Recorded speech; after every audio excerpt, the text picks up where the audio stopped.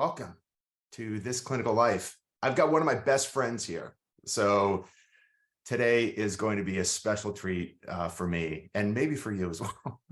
But anyway, my name is Stephen Beeson. I'm founder of Practicing Excellence, a family medicine physician, and my dear friend, Mark Shapiro, who we grew up together clinically at the Sharpey-Steele Medical Group.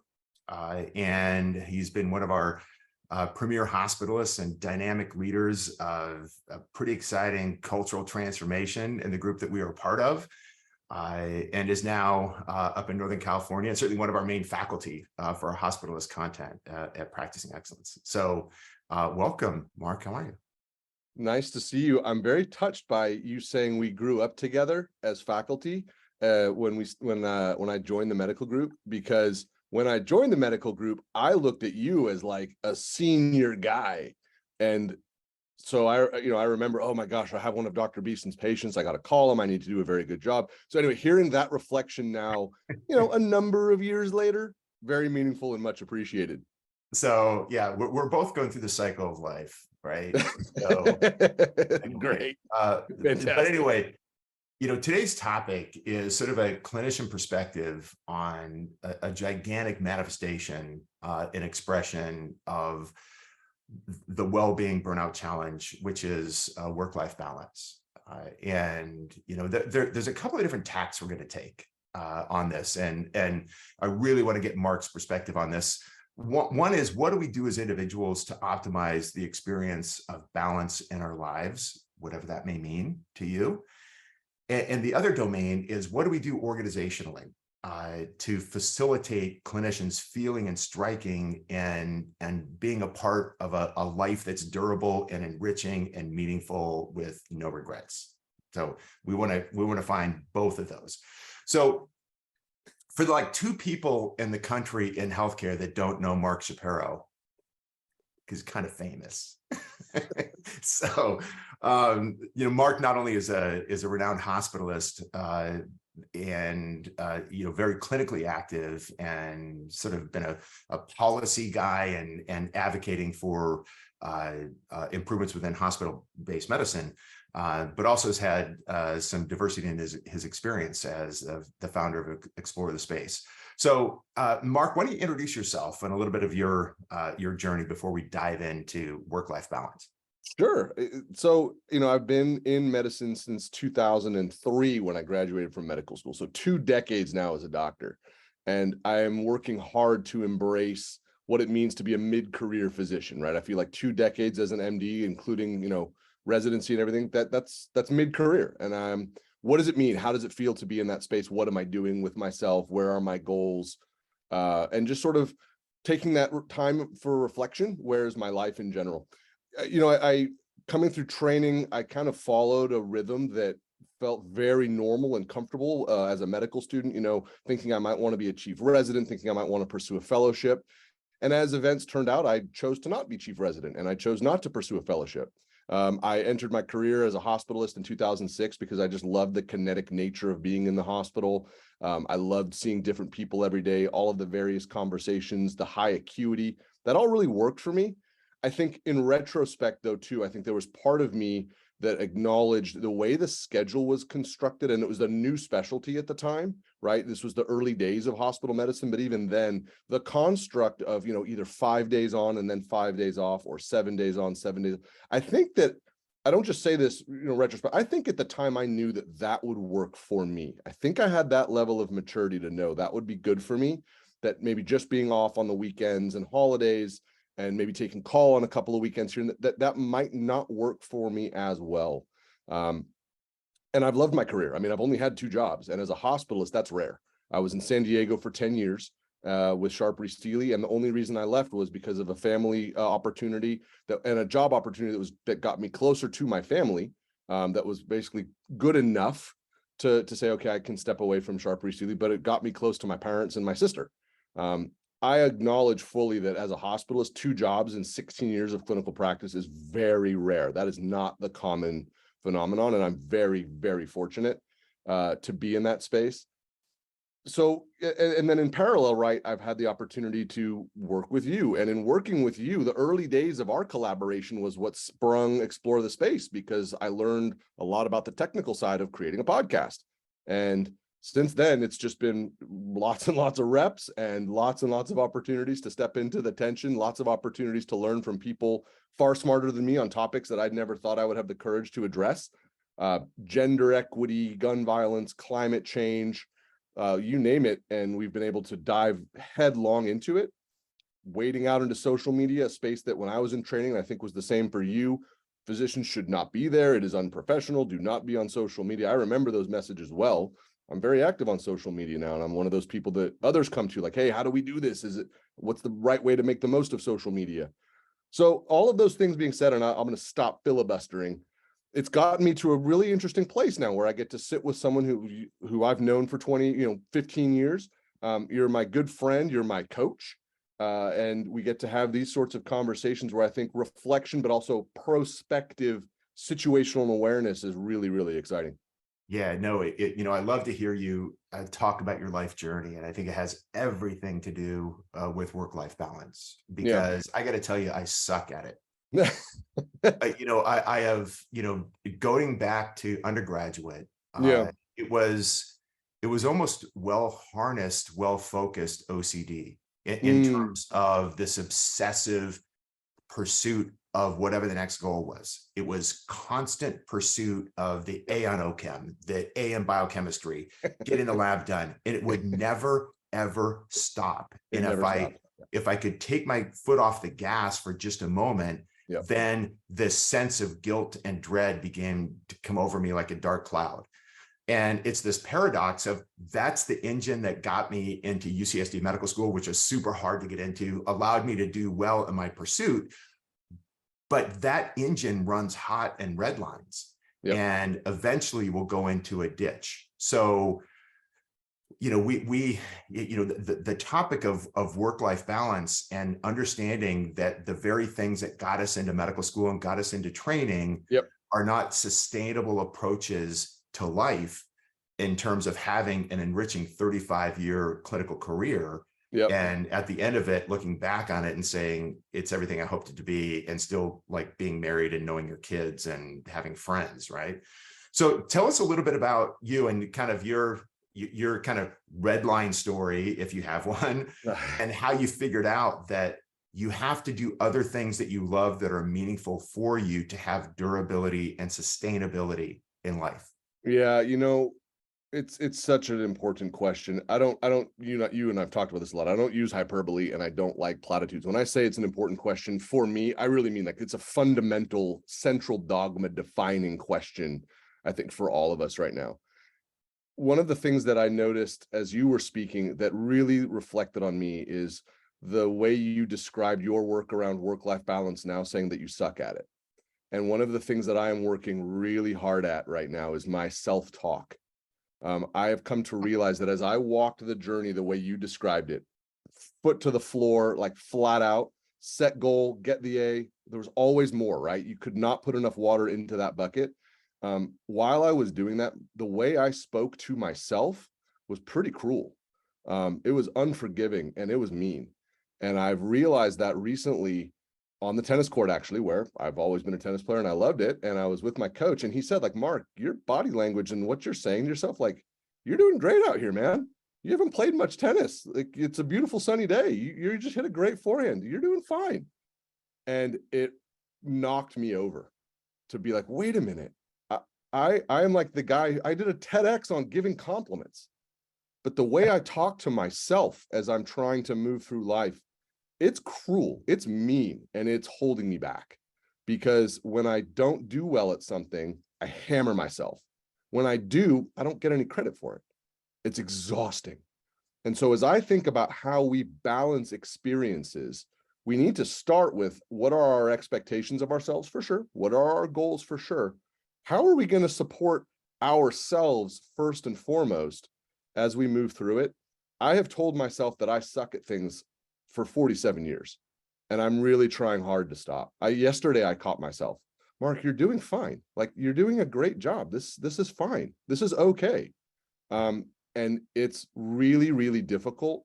As I have done that, when we think about the topic of balance, though, I have noticed that just my default position from here is it's just starting, just purely based on the way I speak to myself. Yeah. And, there's a dichotomy there. Is it Yeah. self-awareness, self-talk? So I realize that my personal engine is run hard and fast towards things I want to achieve. And that's awesome. Like you and I are kindred there. There's two things that are important for me that have been able to, because I think as I've gotten older, I'm much better now than I was when I was an undergraduate, obsessed with the GPA and MCAT to get into medical school. That was really pathological. It was sacrifice anything and anybody to advance. And as I've gotten older, I've done a couple of my things. heart's beating, dude. I'm hearing you. Right. As I've gotten older, it's number one, there are people and relationships and responsibilities in my life that are more important than any work endeavor that I can do. And that sort of realization sometimes comes with fatherhood. Sometimes it comes with friendships. Sometimes it comes with a loss of a family member, where you go, wait, this life journey does not go on forever. I must seize the moments of what actually matters and diversify my work-life balance so I'm sufficiently watering those things. And that came with maturity, where I realized getting a 14 on the MCAT or a 3.9 GPA, there's very little meaning in that in terms of enriching the human experience for me personally. And so, that's just a sort of a maturation thing. So as I look at how do we individually achieve work-life balance, I think part of it, and as you said, we identify really what matters in our life, our parents, our children, our the things that we love to do, our volunteer work, and water those gardens. And we have to have those, and it's going to be different for everybody, but I would love to hear your thoughts on. I mean, I think, for you and I now, right, we get to speak from the position of well-established in our careers, fortunate to have families, fortunate to be in good health, fortunate to have paid off our debts, to be in a place where this sort of self-reflection, there's room for it. And look, sweat equity in a lot of ways got us here, and also a lot of opportunity got us here. Where we can, I think, have the most impact is to find people who are earlier in their career, who are on that road, who are redlining, and who also are fighting through obstacles that you and I probably didn't have to fight through. How can we still support the work that we know will help people have better careers? I think the first place to start is for us to give room for terms and definitions. When we talk about work-life balance, it is such a heavily used term at this point, leveraged by so many different people in different directions. It's really important that each individual person takes time and space to understand what it means for them. What it means for them is not the same as it means for Mark Shapiro. It's not the same as it means for Steve Beeson, and that is okay. Whatever it, and more importantly, it is a living thing. It will change week by week. It will change month by month. It is fluid. And in that fluidity, you can be very forgiving for yourself. If work-life balance means I'm going to exercise a lot as a resident, and then you're in the ICU for a month and it's really hard to exercise and it's really hard to maintain good nutrition, that is okay. The self-talk is, hey, you're doing fine. Your outside circumstances are what is driving these things, and that is okay. In parallel, the places that we put ourselves, our training programs, our first jobs, the cities we choose to live in, it's important that we understand, what does work-life balance mean for those organizational structures? What does it mean for our direct reports? What does it mean for our leaders? They're all going to say it. They're all going to say work-life balance is a priority. What does that mean? What does it mean to the organization with whom I might sign a contract? And how will they support me? They're all going to say it. How do we understand that? So another level of transparency, I think, is important. I think we're all good enough now. The term has been utilized so much, we're all familiar with it. I do think it's time for that next level of interpretation, understanding, and then that combination of support and execution. Right. No, it's such important points. And I think that, as I look at work-life balance, and I think that you're right, the definition is remarkably vague and it's different for everybody. In my mind, we feel like we're doing the things in life that enrich us, that feed the things that are important, that are consistent with why we're on this planet. Right. And we have breath and oxygen to care for self. And there's people that are working 80 hours a week that are still able to do that. They're working with people that they love, that there's this heavy sense of we're there for each other, we support each other, we've got each other's back, and we're doing really meaningful work with a leadership team that is supporting us in every way that we need. And those conditions, they're able to strike work-life balance despite a very heavy workload. It's not so much the amount of work that we do, but the conditions that we work under that is predictive of this sense of balance in life.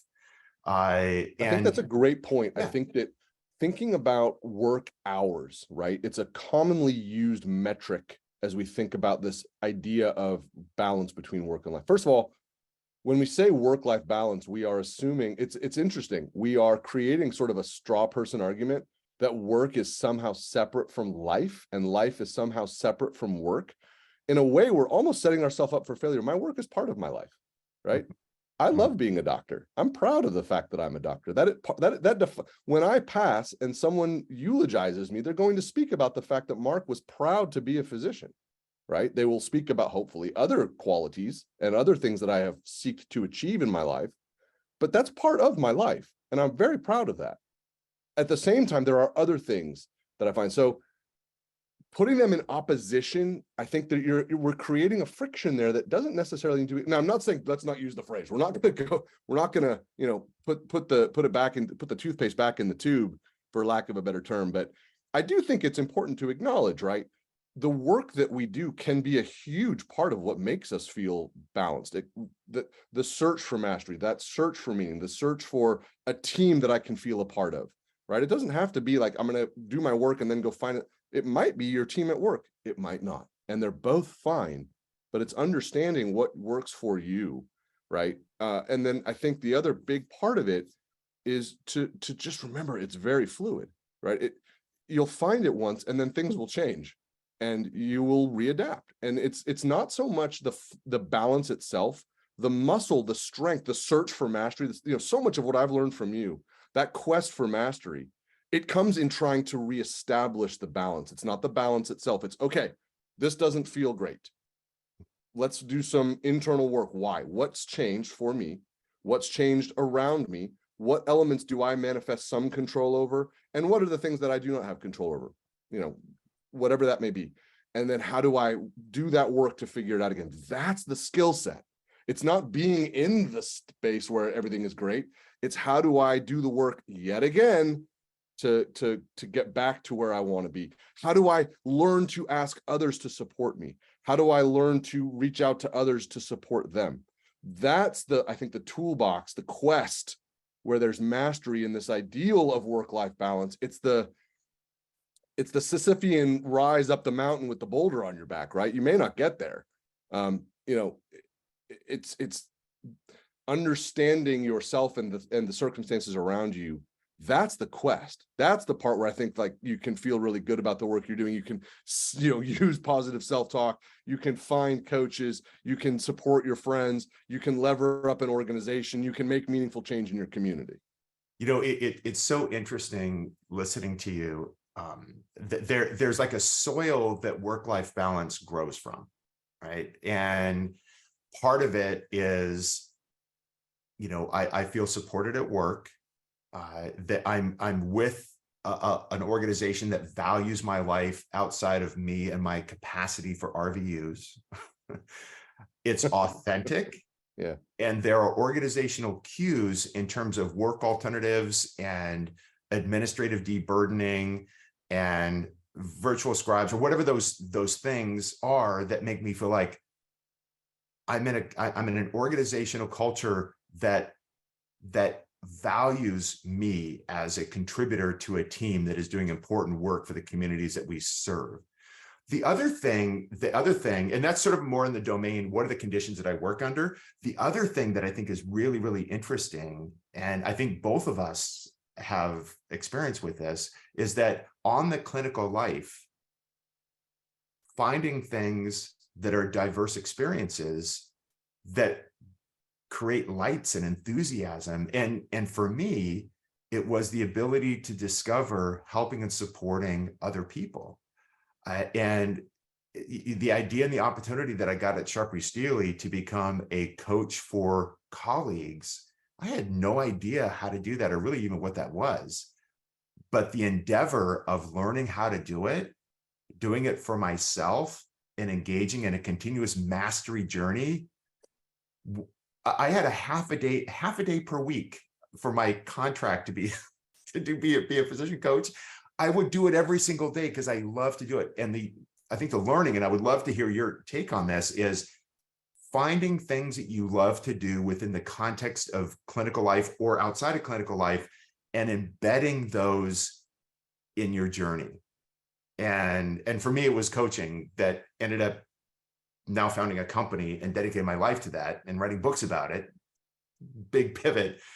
But that seed came from, I found something in my clinical responsibility that I love to do that helped me feel like my life is balanced. I mean, I'm doing things I love. And so anyway, I would love your take on this. I love the analogy of the soil. That's the first time I've ever heard that. And I want to spend a little time after this kind of thinking on it, because I really like that. And I think that there's a lot that we can apply to this. Thinking about this from the perspective of the individual, with the organizational work, the teamwork aside, from the perspective of the organization, of the individual, I think that the idea of sort of personal accountability and ownership and opportunity really informs, for me at least, what you were just describing. I think the first piece is, again, that internal rigorous work. Where am I in my life and what things feel right and meaningful? I'm a resident, I'm an early career attending. I just want to learn how to be a really good doctor, and I'm going to really apply myself. Great. I want to do that. And I also want to add on these other priorities. Excellent.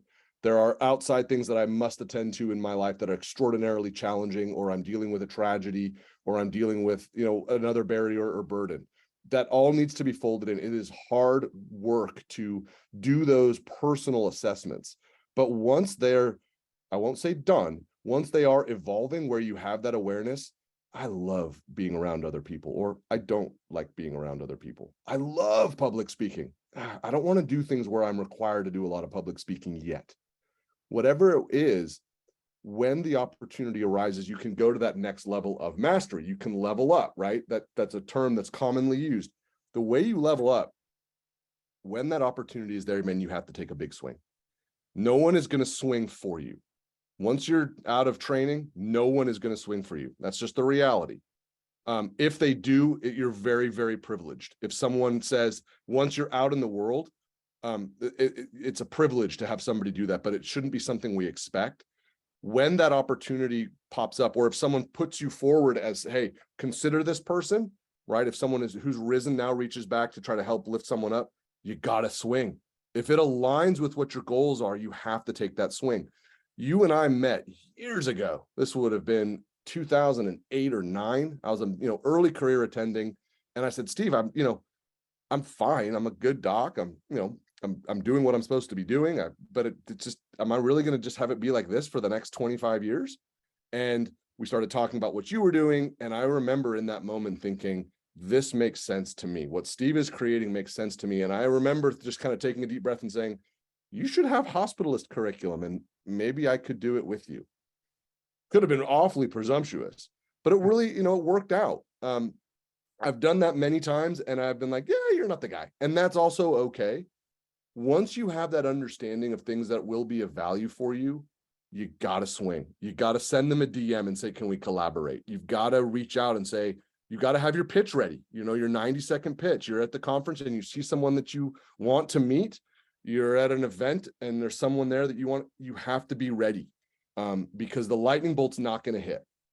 It will be you putting your passion, your energy, your insight, your expertise forward. That's how that begins to grow. That is a skill set in and of itself, right? I mean, you and I could do 2 hours on creating your 90-second pitch, but I guess we're like the elevator pitch or whatever the term, right? I think that what you just described, though, the soil analogy makes so much sense, because you can't do it when you're just landing in the soil. You got to be in the soil for a bit. You got to understand what works for you, what's helping you grow, what's helping you get strong, what does reinforce you, what things around you keep you focused, what things around you are distractions. And then once you've got that, it's you got to go up. You got to go up, but you've got to drive that yourself. No, it's as I think about the clinical life, and you show up Monday morning and you've got 22 patients on your schedule, you've got 18 portal messages, you've got a bunch of requests for appointments that you don't have, and that's replicated for the next 5 days. And that's that week. And then you've got 50 other weeks that year, and 35 years after that. And again, I don't want to put a dark cloud on the clinical life, but it's really hard. It's really hard. And what I found in my journey, even though I love clinical practice, seeing patients, working with my team to advance the wellness of those that come to me, it's an amazing, enriching experience. But the idea of finding something else, and in addition, that lights you up, is essential. And your point is so important. Number one, figuring out what that thing is.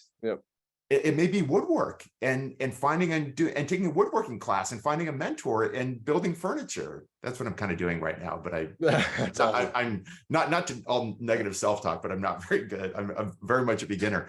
But the point is that I'm very excited about that. And I think the idea of, I am in this bubble of seeing patients every 20 minutes, all day, every day for the next 35 years. Oh God, I don't know if I can do it.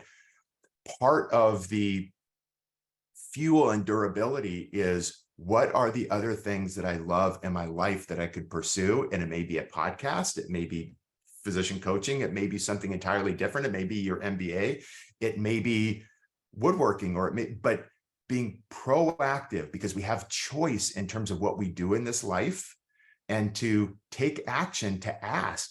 The only way things ever happen, as you say in your 90-second pitch, is to ask, take a swing.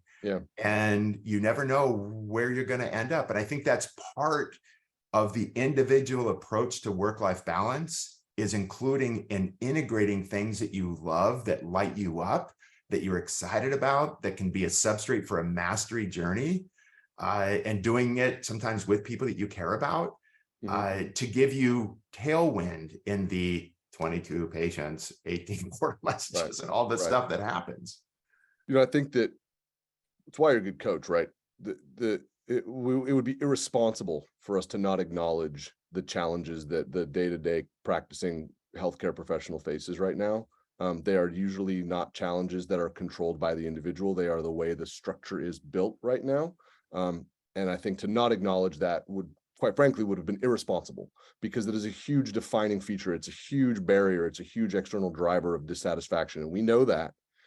I think that what you're describing too is a really good segue to that sort of organizational and leadership piece of how we can reflect back to the new hire, to the new doctor, to the new teammate, and ask those questions. It's hard right now. First of all, a couple things happening in parallel. One of them, we acknowledge that the tempo of the my chart, the inbox, we acknowledge it's a lot, and there are steps being taken to try to mitigate and ameliorate. They're not going to happen tomorrow, but we see that part and we're working on it.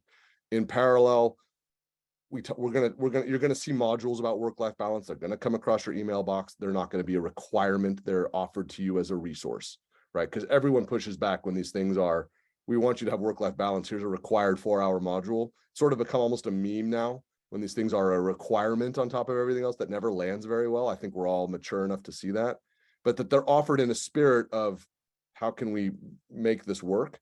And then really to just be granular, for us as an organization, work-life balance means X. This is the mission statement around work-life balance. And then for the leader with the team of 20 people, once a year, hey, share with me. I mean, what interests you? I like to podcast. I like to do press conferences. I like to be on Twitter. I like to play tennis, whatever. Tell me what they are. And then in 6 months, like, we'll circle back. How is it going? You wanted to start woodworking. Have you been able to do that? All right, cool. Why not? it sounds like there's something in the way. Is there something we on your professional side and the work piece of this life experience, any barriers we might be able to push aside for you, or just at least understand, and then go from there? To not access that, I think, is a real opportunity missed. And I think that as we are getting more sophisticated as healthcare leaders and organizations, which we are, I mean, fair credit, like at least we're in my shop, and I know Sharpery Steely's the same. Those are the messages that we're getting. I mean, I'm recapitulating what I have experienced over the last couple of years, especially in the wake of, the kind of the evolution of COVID-19. I think that framework changes it from, whatever term of derision you want to use when someone says work-life balance, to actually something that's part of what we're trying to do for this massive organization of, 500 doctors, 800 doctors, 2,000 doctors. And it's generalizable, right? It doesn't matter what state you practice in. It's sustainable, it's replicable, all those good things. You bring up such important points, because I think as we partition the banner of work-life balance, and I would put a caveat parentheses around that: living our life in a way that gives us joy, meaning, purpose, and contentment as work-life balance. That's a translation of work-life balance, and it's going to be different for everybody, right? Different for everyone.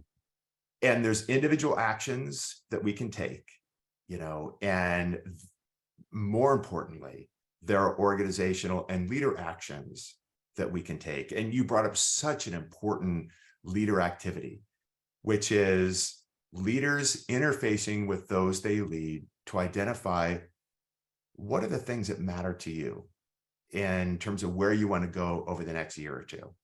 And what an incredible belonging signal that is.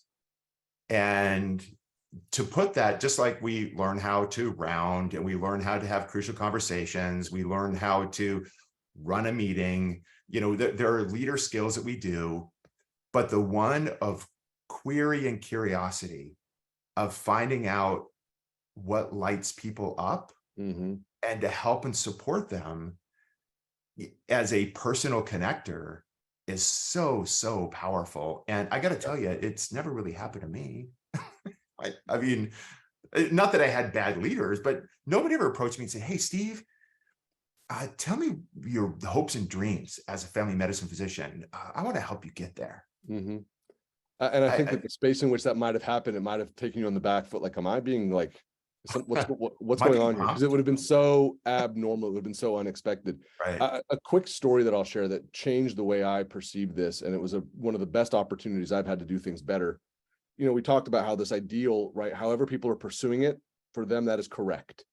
And unless they are like imminently about to hurt themselves or others, it's our responsibility as leaders to do our best to support them and follow up. I remember one of my colleagues, I was checking in with him, and I noticed he was working a lot. He was working many, many, many, many shifts every month, month after month after month. And the way I approached it was not from the place of appreciative inquiry. It was from that place of knowing myself, my persona, my affect.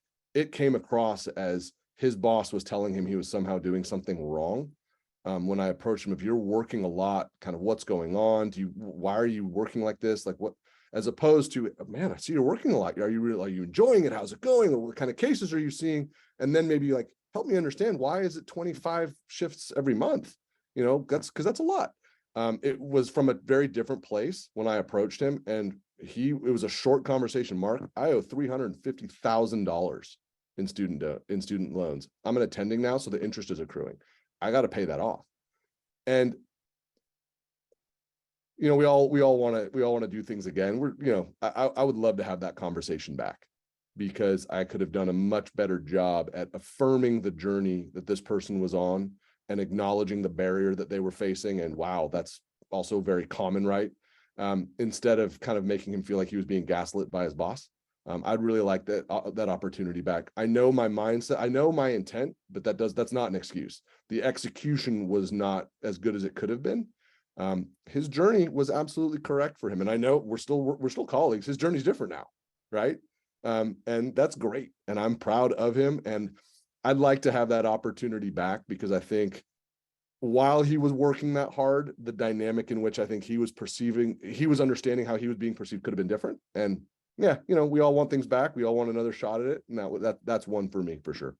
Well, I think the idea that the heart and the spirit was right, but how important is it for a leader to know the story of those that they lead, and to bring and what it would do to understand that this is a person that is burdened by $300,000 worth of debt and therefore is working additional shifts.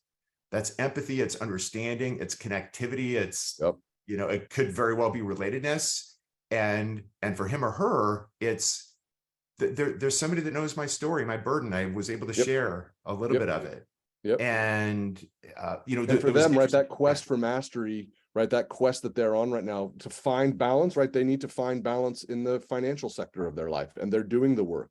And in parallel, they were becoming a phenomenal physician, right? Early in their career, I mean, the cases they were admitting and the problem solving and the troubleshooting, and my goodness gracious, I mean, they were smoothing that learning curve down just by sheer.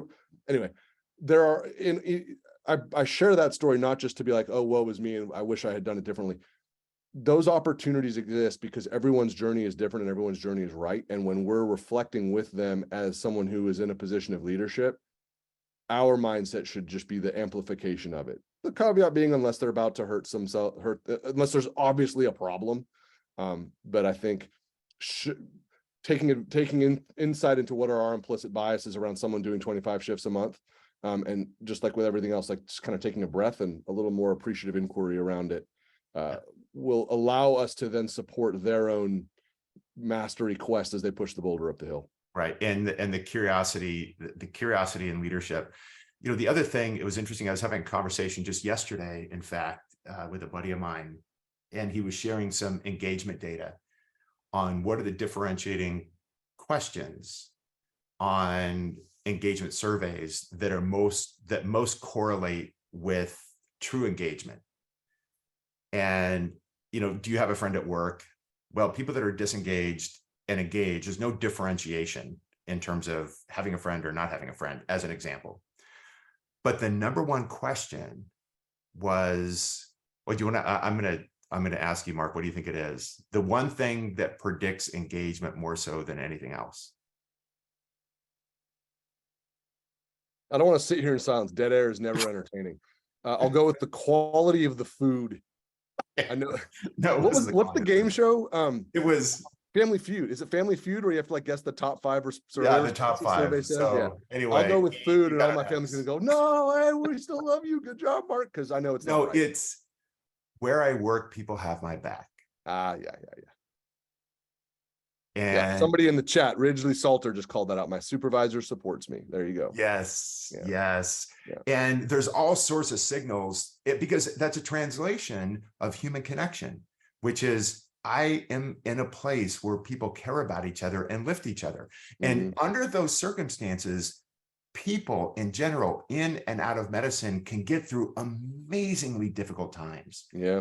Again, it's the soil by which durability arises, which is I'm in a place where people lift and care about each other. My leader asks me what my hopes and dreams and aspirations are and does what he or she can to help allow that to happen. Yeah. And for me, I've been given the space and the oxygen by the virtual scribes and sufficient staffing and workflow optimization where I'm actually getting home before 6 to allow me to prioritize my son's Little League and my daughter's softball. And I'm able to engage. So I'm able to dedicate myself to the things that really matter to me, which is my family and my friends and my woodwork. And I think it's a band of all of those. Normalizing that is the key thing, though, because we are in a profession where those conversations have, at least in my training and early in my career and kind of throughout, that's not the standard. I think we have a lot of opportunities to do better across the board at acknowledging the people that we work with and our teammates are whole people, and that we all know we have lives outside the hospital, but we don't really access them. Again, we don't really blur that interface between the work and the life, right? That dichotomy is very specific. And I think there are opportunities to kind of soften that space and allow a little bit more blurring of that interface to take place where, your teammates have a better understanding of what you do, so that and what your challenges are, and certainly your bosses and your supervisors and your organization as well. A key manifestation of that is, right, like, life happens. What is the process by which you have coverage if you get sick or you can't come to work? How does that work? On my team, we cover each other. It is something happens to you, all you have to do is tell the medical director, I can't work today, and you go take care of what you need to take care of. It's done. It is covered. There's that article of faith that obviously no one's going to take advantage of it, and no one ever does. But having that backdrop of, they have my back when the chips are down and someone's sick and the childcare falls through, or you get injured or life happens and you just can't come to work, you're good. Done. Patients are squared away, team is squared away, no hard feelings. And look, when the opportunity arises for you to reciprocate, you'll reciprocate. It's like a work-life balance strategy is not a work-life balance strategy. It emerges from a belief system at the organizational level that the people who work here are our most precious thing. Right. And from that belief system, it's about allowing them to experience and pursue things that matter to them, allowing them space to care for self and to connect with their loved ones, and giving them efficiency of work that allow them to not experience frustration and duplication and overwork, and a cultural attribute of, we are here for each other as a teammate and the leader for those that they lead.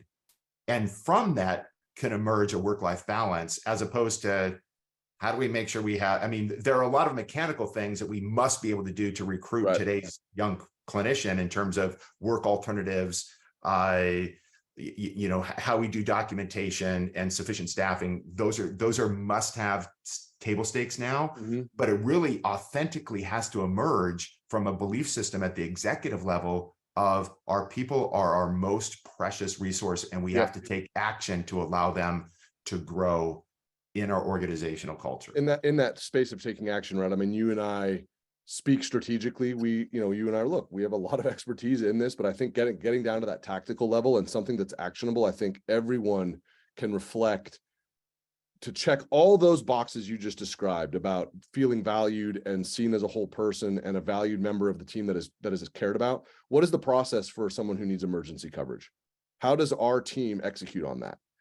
Because life will happen. Everybody over the course of 12 to 24 months is going to have something urgent happen. It might be good. Someone's getting married and I need to be off in a week. It's a surprise. This is really cool. It might be not good. Whatever the case may be, how do we take care of each other in those moments?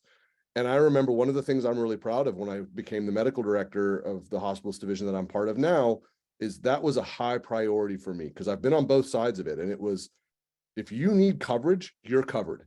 You don't need to be worrying about what's going on at work when there's an emergency going on. You need to be dealing with the emergency. And we got you. If it means we have to round on more patients that day, we'll do it. You're good.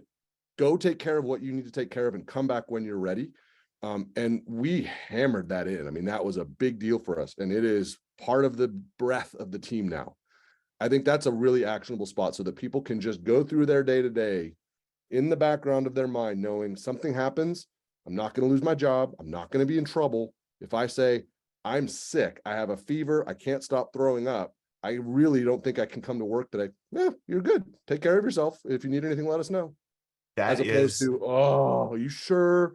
Can you come in? You've done this before. All of that gaslighting that we've all experienced. If we can move past that, that's going to be a big step forward. It's an expression of, they have my back here. Totally. 100% tangible. It was interesting. I've shared this story. I may have shared this story with you before, but I had a patient of mine who was a Navy SEAL, and I've actually remained in contact with him and saw him not long ago. And I asked him, because Navy SEALs do a whole bunch of things that we're totally unaware of that are terrifying and high risk. And I said, what inspires you to do what you do? Is it God? Is it country? Is it, what is it? What is it that drives you to take the risk? that you take? And he said, it's my teammate at my elbow. And this unshakable commitment to a teammate, the unshakable commitment to their unit, that they're willing to sacrifice their life and incur incredible danger. And there's a lot of parallel to work in a place where we have each other's back, because life happens. I mean, our kids get sick. We have kids that fall. Everybody, parents are only as happy as their most struggling child, and everybody goes through life and all sorts of different life circumstances. And being in a place where we have each other's back, I think, is a foundational pillar of a sense of work-life balance. That analogy makes sense, though, because it's easy for us to say, and it's accurate to say, that those who serve in the military and serve in the armed forces, they put themselves in danger, they do high risk things, and it's not very well understood by the population at large. You know what other profession is like that? Medicine. Nurses, physicians, healthcare professionals put themselves at risk every single day. They do things that people don't really understand very well, that can be scary and mysterious, with extraordinarily high stakes every single day. And so to be able to inculcate that same mindset, that it's going to be hard, but it's going to be okay. It's going to feel easier because I trust the person next to me and they trust me. To have that same mindset, I think is, again, it's just a huge step forward for people to live their lives as healthcare professionals, and for healthcare professionals to know that that's part of them being a whole person, as opposed to the two things, again, being somehow in opposition, because they're not. And we'll do our jobs better, and we'll live richer lives if we can be in teams where we just know, if something happens to me, if Mark's in town, Mark's going to cover my shift. And conversely, Mark may ask me, hey, I've got something cooking, or whatever the case may be. Yeah, of course I'm going to help him out. That is an opportunity for improvement. But the analogy holds, right? I mean, we're told all the time, and we all experience it. We do high risk stuff. It's scary. It can be dangerous. That security that comes with knowing that there's folks that truly have our back and don't say it, that actually will execute in the moment, critical. Well, brother, if there's anything I ever need, I know I can always count 100%. On you, and text all the time.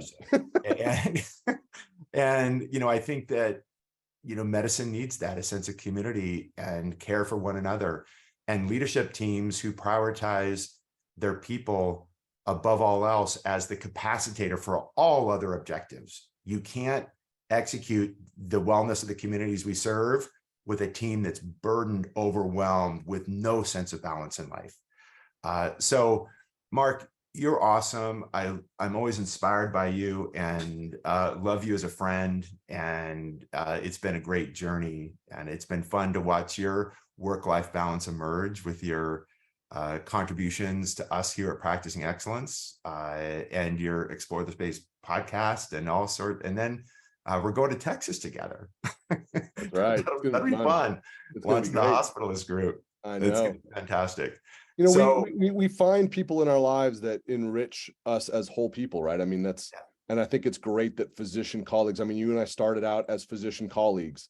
We're still physician colleagues, and in parallel and also in series, we're really close friends. And I think that more of that is important, acknowledging that that relationship evolution is so critically important. And that knowing that part of our friendship is we would support each other come hell or high water is a huge step forward in all of this. And obviously, we can say nice things to each other all the time when we're on camera, but I also know that you and I say and do nice things for each other when we're not on camera. And that's what means a tremendous amount. So I appreciate you too, pal. Yep. And that's what life's about. I think that work-life balance is a vehicle and a channel. So when we get to the end of it, whenever that may be, and hopefully that's many, many, many, many years from now. That's right. We're still cooking, man. Right. We look back and we say, it's everything I hoped it to be. Yeah. Yeah. Because for that to ring true, we have to nurture the things that are important, the people we love, the communities we are part of, the missions that we serve, the community causes that are important to us, the woodwork that we want to do, whatever that may be. We have breath to do that. not only for our own initiative, but also we're within organizational culture that says the people here matter most. And we realize we have to support them in a way for them to do their work efficiently and to be able to pursue things that light them up. Yep. And I think us as leaders, being able to identify and lift and be curious about the people that we lead, I think is it can be a really compelling signal, not only for those that are, my leader asked me what I love, and that was super exciting for me, but also what it's like to lift somebody and to reach out and lend a hand of kindness and connectivity and mentorship. It's mutually beneficial, right?